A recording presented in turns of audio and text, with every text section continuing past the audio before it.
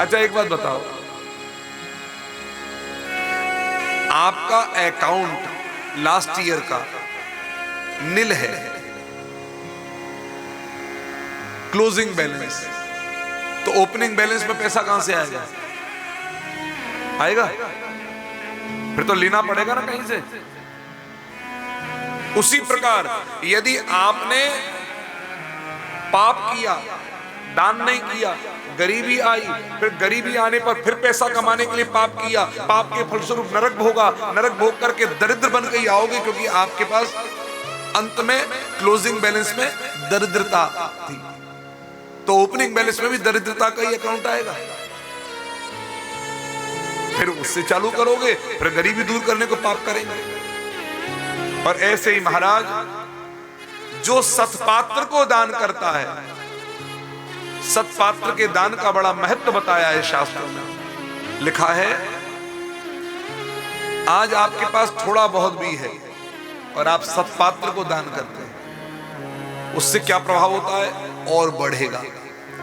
सत्पात्र दाना च भवे धनाढ्यो, धनाढ्य भावा च करोति पुण्यम।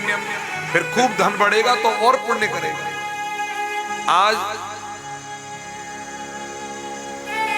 बिरला, बिरला नाम तो सुना है खूब, बिरला ऐसे ही बिरला हो गए क्या?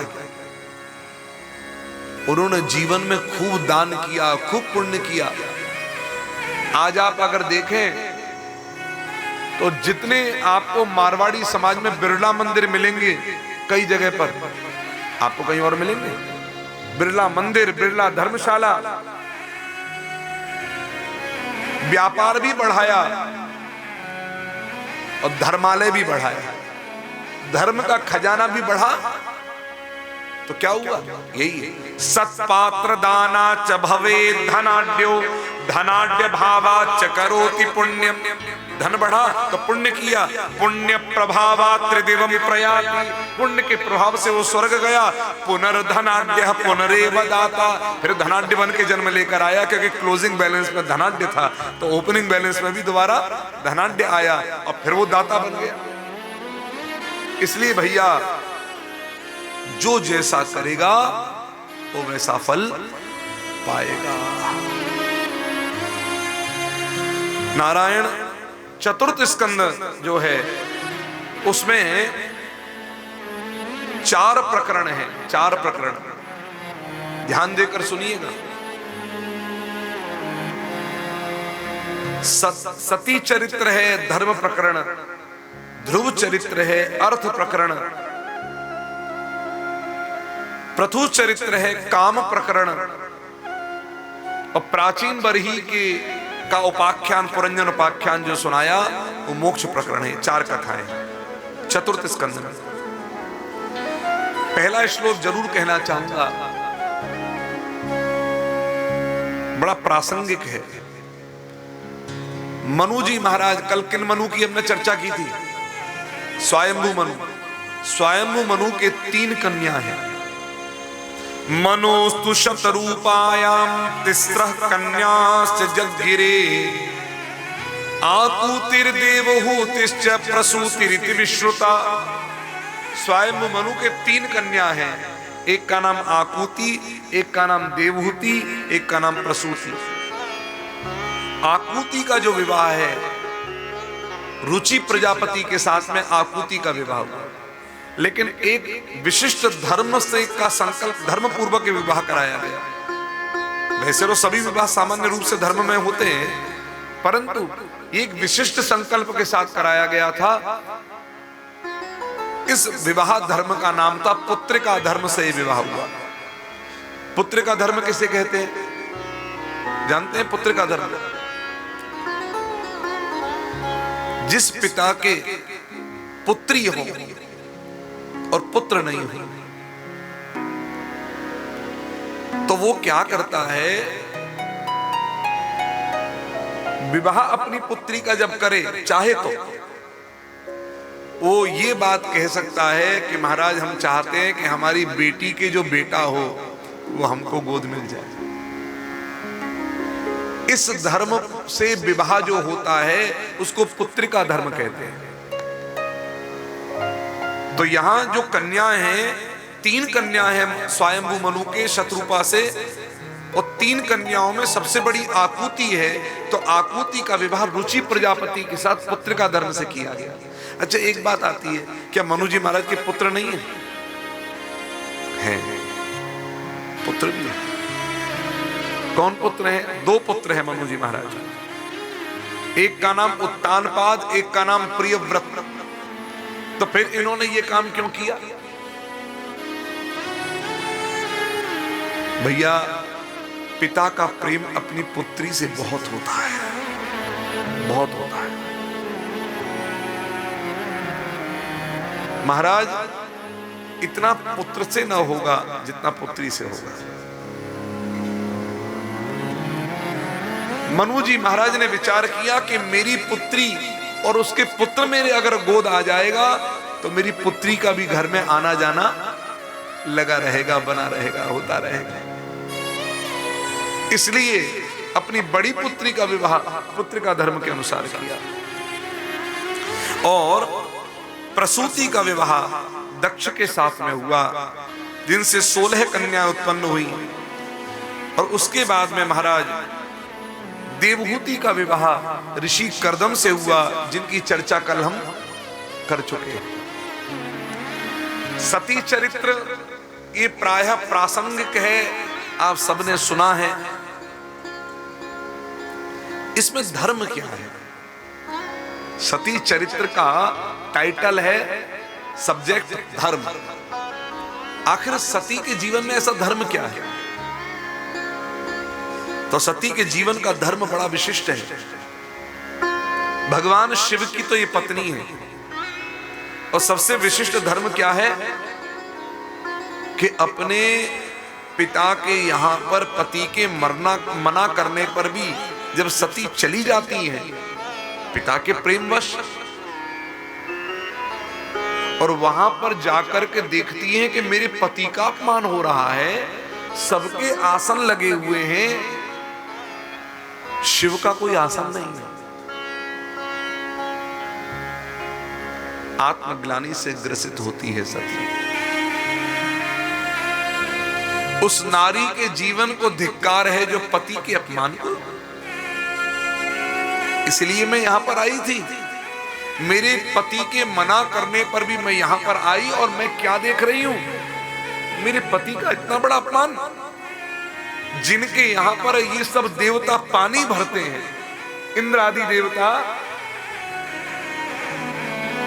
आज उनके सिंहासन लगे हैं और मेरे पति का कोई सिंहासन नहीं। पति का अपमान सहन न कर पाई। पति के मना करने पर भी पिता के यहां आ गई। आत्मग्लानि से इतनी ग्रसित हुई, पिता है, मार सकती नहीं हूं। पति के पास जाकर के क्या मुंह दिखाऊंगी कि आपका अपमान देख कर आई हूं, आपके मना करने पर भी गई। हाँ, हम तो अब मैं अपने जीवन को त्यागने जा रही हूं। मेरे पति ने तो मेरा त्याग पूर्व में ही कर दिया है।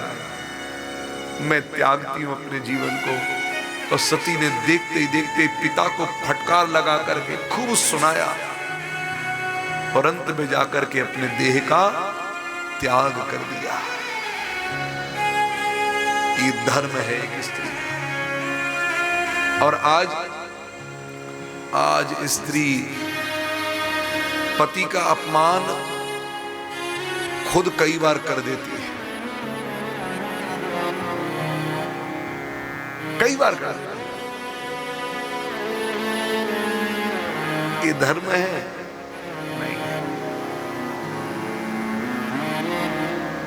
सज्जनों, बहुत सूक्ष्म से सूक्ष्म चीजें हैं। ये जो एक अहंकार है, कौन सा अहंकार? मैं ही क्यों? Why only me? This is the biggest problem. मैं ही सेक्रीफाइस क्यों करूं? सज्जनों, पति पत्नी रथ के दो पहिए हैं। ये जो सेक्रीफाइस वर्ड है ना, ये पुरुषों पर कम शोभा देता है, नारियों पर ज्यादा शोभा देता है। इसलिए सनातन धर्म में नारी का स्थान सबसे ऊंचा बताया गया है। नारी के जीवन में, और यही कारण है घड़ा और घड़ी, घड़ा और घड़ी।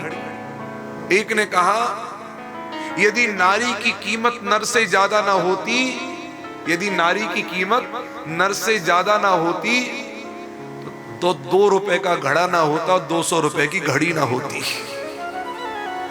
आप समझ रहे बात को?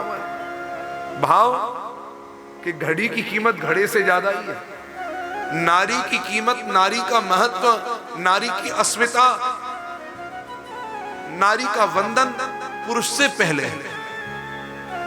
और किस कारण है?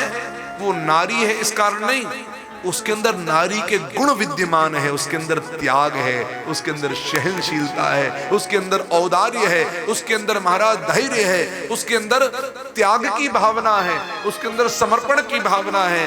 तभी तो नारी नारी कहलाती है। और ये चीजें पुरुष के अंदर नहीं होती, इसलिए पुरुष नारी से पीछे है और नारी आगे रही है। लेकिन जब ये करने लग जाए, हम पुरुषों से कम नहीं, हम पुरुषों से कम नहीं, नारी पुरुष बराबर, समस्या यही आ गई। तुम अपग्रेड की जगह डिग्रेड हो गए हो। नहीं नहीं नहीं, ऐसा काम न करना भैया। शादी होकर के तो कन्यादान ही होता है और कन्या ही जाती है। पुरुष अगर योग्य निकल जाएगा तो अपने केवल एक कुल, पिता के कुल का उद्धार करेगा। लेकिन यदि कन्या योग्य रही तो अपने पिता के कुल का और अपने पति के कुल का, दोनों के कुल का उद्धार करने की पात्रता रखती है।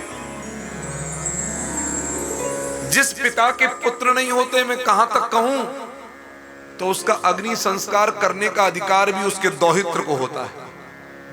जिसके पुत्र नहीं होता उसके दौहित्र को अधिकार है, वो अपने नाना का अग्नि संस्कार कर सकता है। ये शास्त्र आज्ञा देते। कितना बड़ा पद है ये, साधारण पद नहीं है। लेकिन मैं कहूंगा, निवेदन करता हुआ, अपने अपने नारी के जीवन में वो नारी के गुण आवे, पुरुष के जीवन में पुरुष के अपने गुण आवे, ब्राह्मण के जीवन में वो ब्राह्मणत्व रहे, क्षत्रिय के जीवन में वो क्षत्रियत्व रहे, वो वैश्य के जीवन में वैश्यत्व रहे, शूद्र के जीवन में शूद्रत्व रहे। अपने अपने धर्म में रह करके जब हम अपने कर्तव्य का निर्वहन करते हैं तो सारा संसार सनातन धर्म की महक से महक जाता है। प्लेन अपनी जगह उड़े, शिप पानी में अपनी जगह चले, ट्रेन पटरी पर अपनी जगह चले, 4 पहिए की गाड़ी सड़क पर अपनी जगह चले, अगर पैदल चलने वाला अपनी जगह, अपने तरीके से अपनी जगह पर चले। यदि सब अपने अपने मार्ग पर चलेंगे तो टकराव होगा। समस्या तब आती है जब आपस में मैं यहां भी कर सकता हूं, मैं ये भी कर सकता हूं, मैं वो करूंगा, मैं ये करूंगा, वो कर सकते, मैं क्यों नहीं कर सकता। समस्या है भैया। ये धर्म प्रकरण है, सती चरित्र। बोली सती माता की जय। धर्म में 5 चीजों का विचार किया जाता है, 7 चीजों का। धर्म में 7 चीजों का विचार है। एक तो देश, एक काल, एक मंत्र, एक शरीर, एक धन, एक इंद्रिय, और इन सब के ऊपर विवेक पूर्वक विचार। आज कोई के पास में इतना धन है और उसका हृदय भी उदार है, वो इस धन के अनुसार दान करेगा, ध्यान दीजिएगा। और किसी के पास में इतना धन है और उदार भी है, तो वो इसके अनुसार दान करे। समस्या क्या है? बोले तूने कितना किया, बोले मैं भी उतना ही करूंगा। यही एक समस्या है। तो ऐसे तो मर जाएंगे। क्यों? कोई के पास इतना सा है तो वो तो करा ही नहीं पाएगा। आप समझ रहे बात को हमारी? इसलिए भागवत में एक बहुत बढ़िया बात लिखी। क्या लिखा जानते हो? भागवत में ये नहीं लिखा कि भगत जी ने जैसी कथा कराई उतना खर्चा कर दो, या मनचंदा जी ने जैसी कथा कराई उतना व्यय करो, या धूपर जी कथा करा रहे इतना व्यय करो। ये बात ही नहीं लिखी। भागवत में एक बहुत बढ़िया बात लिखी, जितना आप अपने बच्चों के विवाह में खर्चा करते हो, अब जिसकी जितनी सामर्थ्य है वो सामर्थ्य के अनुसार अपने बच्चों का विवाह करेगा। गलत के सही? आप अपने रिश्तेदारों को देख करके अपना विवाह का प्लान करते हो क्या? खर्चे का नहीं। आप अपनी शक्ति और सामर्थ्य औदा देख करके करते हो। जब सामाजिक व्यावहारिक विवाह आदि कर्म में यदि आप अपनी सामर्थ्य अपना औदा देख करके करते हो, तो कथा आदि कर्म में भी अपना औदा देख करके अपनी उदारता देख करके करना चाहिए। किसी की देखा देखी विवाहे यादृशम वित्तम तादृशम परिकल्पये। इसलिए छोटा व्यक्ति भी करा सकता है, बड़ा व्यक्ति भी करा सकता है, और बहुत बड़ा भी करा सकता है, क्योंकि विवाह तो सबके घर में होते हैं। और अपने अपने सामर्थ्य के अनुसार अपनी अपनी उदारता से अपनी शक्ति से हमें करना चाहिए। तो ये चीज है देश काल। अब इस समय पर एसी चल रहे हैं। यही कथा अगर माघ के महीने में हो तो एसी चलाओगे? जनवरी में कथा हो और यही कथा महाराज बद्रीनारायण में हो रही हो तो एसी चलाओगे? बर्फ जम रही है। तो आपको यह भी देखना है धर्म में कि भैया देश क्या है, समय क्या है। फिर तीसरा है मंत्र। किस समय पर कौन से मंत्र का प्रयोग करना है यह भी विचार होना चाहिए। जन्म के समय पर विवाह के मंत्र नहीं बोले जाते, विवाह के समय पर मरने के मंत्र नहीं बोले जाते। इन सब का विचार। आजकल हम विवाह में 4 चीजें नई करने में लगे रहते हैं, लेकिन एक योग्य विद्वान ब्राह्मण का विचार नहीं करते। यह भी एक बड़ा दुर्भाग्य है। हम योग्य विद्वान ब्राह्मण का विचार नहीं करते कि ब्राह्मण विद्वान योग्य आना चाहिए। उसका दुष्परिणाम क्या हो रहा है? उसका दुष्परिणाम हो रहा है कि आज विवाह में फेरे जो हैं वो फिल्मी गानों से हो रहे हैं। फिल्मी गाने गा करके फेरे कराए जा रहे हैं। एक जगह हमारे पास वीडियो आया, वो कहते फेरे लगाओ और क्या कहो, पहला संकल्प है धीरे धीरे मेरी जिंदगी में आना। पंडित जी तो पजामा पहन के करा रहे हैं। अब आपके आगे आपको संस्कृत का ज्ञान नहीं, आपको मंत्रों का ज्ञान नहीं। अब आपके आगे भले ही विवाह में मरने के मंत्र बोल रहा हो टूटे फूटे, आपको क्या पता है कि क्या बोल रहा है। इसलिए भैया विचार करना कि हमारे विवाह में जब हम 10 चीजों को ठोक बजा करके चेक करके करवाते हैं तो विवाह में विद्वान ब्राह्मण भी आवे और पजामा पहन करके नहीं, धोती पहन कर आवे, अपने स्वरूप में आवे, माथे पर तिलक रहे, योग्य ब्राह्मण आवे, फिर विवाह करावे तो उस विवाह का फल भी होगा। नहीं तो महाराज फिर तो जय जय श्री सीताराम है। शरीर का ध्यान रखें, ब्राह्मण ही हो और कोई नहीं हो। धन का विचार भी करें, कहां हमको कितना कैसे करना चाहिए। हम 10 चीजों में खूब व्यय कर देते हैं। डेकोरेशन में करते हैं हम, और लोगों को बुलवाने खाने पीने में खूब कर देंगे। 1500 रुपए की प्लेट चली जाए, लेकिन महाराज हमारी मूंछें झुकनी नहीं चाहिए, काम 25 होना चाहिए। उन सब में हम चल जाएंगे, लेकिन जब ब्राह्मण को देने को आएगा तो न जाने हमारे प्राण से निकल रहे, हे भगवान कितना लूट के ले जा रहा है। यही मर गए और यही कारण है आज ब्राह्मणों के कुल में, विद्वान ब्राह्मणों के कुल में उनके बच्चे ब्राह्मण का काम नहीं करना चाहते। क्यों? बोले भैया हम ऐसा काम नहीं करेंगे, हम अपना नौकरी करके खुश हैं, हम अपना व्यापार कर लेंगे उसमें खुश हैं। आज कथा आती है, नहीं आती है, कल को खूब आ जाती है, कहां से होगा? ये आकाशीय वृत्ति का कर्म है, इसको कहते हैं आकाशीय वृत्ति। बारिश कब होगी नहीं पता, कथा कब आएगी नहीं पता। आप समझ रहे बात को हमारी? और कथा आई भी तो कब क्या मिलेगा ये भी नहीं पता।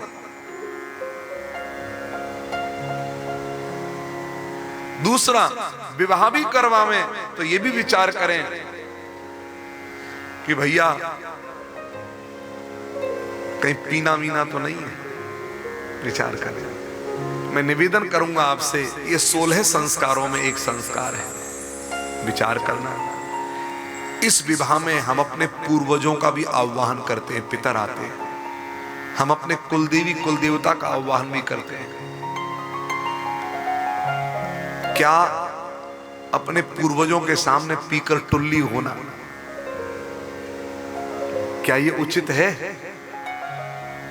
मेरा करबद्ध निवेदन है, आप नहीं पिए तो इससे बढ़िया कोई और चीज हो ही नहीं सकती, लेकिन अगर पिए बिना रह नहीं पाते तो कम से कम संस्कारों को तो बचा करके रख लो। इन विवाह आदि संस्कारों में हम पीने पाने का काम, नॉनवेज का काम हम नहीं करें, इतना तो कम से कम रक्षा कर सकते हो तो कर लो।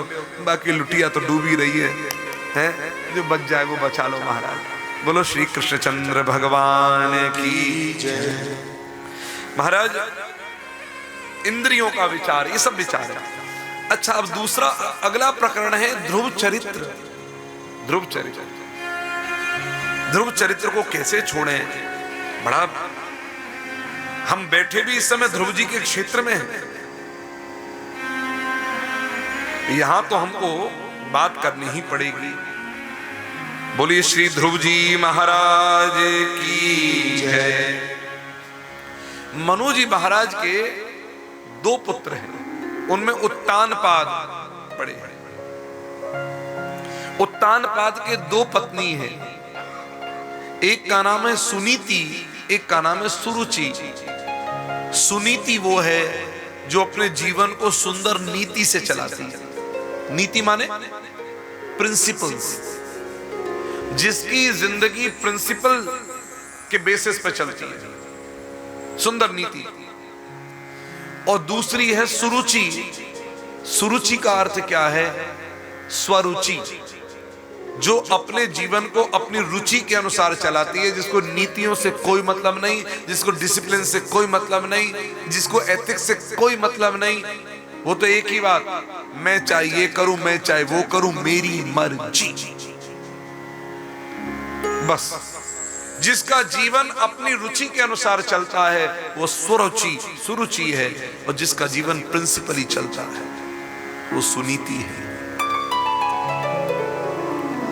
सुनीति के साथ जब उत्तानपाद का विवाह हुआ, समय बीता, बड़ा सानंद इनका गृहस्थ, धर्म पूर्वक इनका गृहस्थ चल रहा है। सुनीति गर्भिणी हुई, गर्भिणी। तब महाराज उत्तानपाद एक दूसरी कन्या ब्याह करके लाए, सुरुचि। राजा राज्यों को जीत करके युद्ध में कई बार अपने राज्यों की सुरक्षा को मानक बना करके अनेक विवाह किया करते रहे कि कल को शत्रु आक्रमण करे तो हमारे राज्य भी इतना शक्तिशाली हो कि हमारे इतने इतने राज्यों से संबंध है, किसी से व्यापारिक संबंध है, किसी से व्यावहारिक संबंध है, किसी से पारिवारिक संबंध है, तो युद्ध के समय सब हमारे साथ खड़े हो। जब सुरुचि आई, महाराज ने सुनीति को समाचार दिया। सुनीति बड़ी प्रसन्न हुई, ईर्ष्या भाव नहीं, क्योंकि राजनीति को समझती है। सुनीति पूजन का थाल लेकर खड़ी है कि मेरी छोटी बहन आ जा रही है। सुरुचि ने जैसे ही प्रवेश करने से इनकार किया, दरवाजे की देहरी पर आकर, महाराज हाँ, मैं अंदर नहीं जाऊंगी अभी। क्यों देवी? आपकी पहली पत्नी वो महारानी वो रहे और मैं छोटी बन के रहूं, वो बड़ी बन के रहे। महाराज मैंने जीवन में कभी छोटा बनना नहीं सीखा है, इसलिए एक म्यान में दो तलवार रह नहीं सकती। आप में विकल्प केवल एक है, या मैं या वो। बड़ी रानी वो निकले तब मैं महारानी बनकर के अंदर प्रवेश करूंगी, अन्यथा प्रवेश नहीं करूंगी। उत्तानपाद चिंतित हुआ। आसक्ति है, नई नई है आसक्ति, नया सामान सबको ही प्यारा लगता है। अंदर पहुंचे, सुनीति ने कहा स्वामी मेरी छोटी बहन नहीं आई। देवी वो कहती है जब तक आप महल में वो नहीं आएगी। क्या हो गया? आपसे एक निवेदन है स्वामी, हाथ तो जोड़कर बात ना करें, आज्ञा करें। कुछ समय की बात है, शायद बुद्धि ठीक रहेगी, बाद में फिर हम साथ में रह लेंगे। आपके लिए रहने की एक अलग व्यवस्था मैंने कर दी है, अगर आप रहें तो दूसरे महल में चली जाए। सुनीति ने विचार किया, इस समय यदि मैं इसको कह दूं कि स्वामी मेरा भी तो अधिकार है, तो मुझे धक्का देकर निकाल देंगे, मैं क्या कर लूंगी? मैं गर्भिणी हूं इस समय पर, और नीति ये कहती है कि पति जहां रखे मैं रह लूं। जैसी आपकी आज्ञा। मुस्कुराते हुए सुनीति प्रस्थान कर जाती है, और तब सुरुचि ने अंदर प्रवेश किया। सुनीति जहां पर रही महल में, वहां चारों तरफ साधु संतों की मंडली रह रही। गर्भिणी अवस्था में बैठती, सब ऋषि मुनियों को संतों को प्रणाम करती, संत सब कथा सुनाते, सुनीति बैठ के कथा सुनती। सुनीति के माध्यम से गर्भ में बैठा हुआ ध्रुव कथा सुन रहा। इधर सुरुचि भी गर्भिणी हुई। समय आया, सुनीति के गर्भ से जिस बालक ने जन्म लिया, उस बालक का नाम ध्रुव, परम भागवत भक्त ध्रुव। बोलिए ध्रुव जी महाराज की जय। महाराज महल में वैसा महोत्सव नहीं मन सका जैसा सुरुचि के पुत्र उत्तम के जन्म लेने पर मना। बस सामान्य एक उत्सव हो गया। ऋषियों ने कहा महारानी भगवान राम, उनकी संतति भी वाल्मीकि आश्रम में जन्म लेकर आई, और जैसा आश्रम में उत्सव मनता है वैसा ही हम आपके बालक का उत्सव मना। तो ऋषियों के बीच में आज उत्सव मना ध्रुव जी के जन्म का। बाद में उत्तम का जन्म हुआ तो एक बड़ा महोत्सव बन गया। ध्रुव जी धीरे धीरे बड़े हुए, 5 वर्ष के ध्रुव हुए। ध्रुव अपने पिता से मिलना चाहते हैं। उनकी शूरता, उनकी वीरता, उनकी शौर्यता, उनकी उदारता, उन सबकी कथा ध्रुव जी महाराज ने बहुत सुनी। छोटे छोटे मित्र बन गए ध्रुव जी के। कहते तुम्हारे पिता तो महाराज हैं ध्रुव, कभी हमें भी उनका दर्शन कराओ। तो जरूर माँ से कहते ध्रुव, तो माँ बार बार टाल देती। लेकिन एक दिन बाल हथ ध्रुव बोले माँ मैं पिता से मिलना चाहता हूं, मैं पिता को देखना चाहता हूं। बेटा पुत्र अभी पिता तुम्हारे व्यस्त हैं। माँ बार बार कहती है पिताजी व्यस्त हैं, क्या पुत्र के लिए पिता के पास समय नहीं है? आज जो ये बात सुनी, नौकर बुलाया रामू, रामा, बोले महारानी, बोले राजकुमार ध्रुव को लेकर के पिता के पास। मित्र मंडली भी साथ में, हम भी चले ध्रुव, चलो चलो आज अवसर मिला है। मित्र मंडली भी साथ में। जैसे ही ध्रुव जी महल में प्रवेश करके राजसभा के प्रासार में आकर खड़े हुए, सेवक ने कहा जो सिंहासन पर बैठे हैं वो आपके पिता हैं। और पिता को बैठा हुआ देखा, उस पिता की गोद में उत्तम को बैठा हुआ देखा। ये कौन है? ये आपके छोटे भाई हैं। मेरा छोटा भाई वो छोटी रानी है, छोटी माता मेरी। हाँ, ये मेरा छोटा भाई है। हाँ रामू, रामा, पिता की गोद, इसमें एक पुत्र बैठा है और दूसरा पुत्र भी बैठ जाएगा तो पिता की गोद भर जाएगी। तो मैं गोद में जाकर बैठूं। राजकुमार बस इतना कहा कि भागा, पिताजी पिताजी पिताजी। और जो सीढ़ी चढ़कर के पिता की गोद में बैठने को ध्रुव उद्यत हुआ ही था कि विमाता दौड़ करके आई, हाथ पकड़ा, ध्रुव का धक्का दिया नीचे। नौकरानी के बेटा राजगद्दी देखकर भागा चला आ रहा है। राज सिंहासन पर बैठने की लालसा अभी से। अगर राजगद्दी चाहिए तो मेरी कोख से जन्म लेकर के आ। इसका अर्थ क्या है? पहले तू मर जा फिर जन्म लेगा। ध्रुव जी महाराज ने अपनी विमाता का ऐसा क्रूर व्यवहार देखा अपने लिए, तो अपने पिता की ओर देखा नजर उठा करके। आशा भरे नेत्रों से ध्रुव अपने पिता की ओर देखते हैं और पिता अपने नेत्रों को नीचे करके सर झुका देते, कुछ कहने ही नहीं देते। ध्रुव रोते रोते भागते भागते गए अपनी माता सुनीति के पास। ध्रुव जी के मित्र तो भागे भागे गए। बाप रे, बड़ा भयंकर हो गया काम यहाँ। और ध्रुव ने अपनी माँ सुनीति की गोद में अपना मस्तक रख दिया, कमर पकड़ ली, फूट फूट के रो पड़े। माँ माँ, तू महारानी नहीं है क्या? मैं महाराज का पुत्र नहीं हूं क्या? तू नौकरानी है? मैं नौकरानी का पुत्र हूं। जो ध्रुव ने ये कहा, सुनीति कहती है, अरे ध्रुव, तूने ये किसने तुझसे कह दिया? अरे महाराज की पाणिग्रहीता पत्नी में हूं, तू मेरा पुत्र है। किसने तुझसे ऐसा कहा ये बता। बोले विमाता ने आज कहा, नौकरानी के बेटा राज सिंहासन पाना चाहता है तो मेरी कोख से जन्म लेकर आ। माँ, मैं राज सिंहासन देखकर नहीं भागा था, मैं तो पिता की गोद देखकर भागा था। माँ ने आंसू पोंछे और कहा, पुत्र, अपनी छोटी माता की बात का बुरा मत मानना। ये है असली माँ।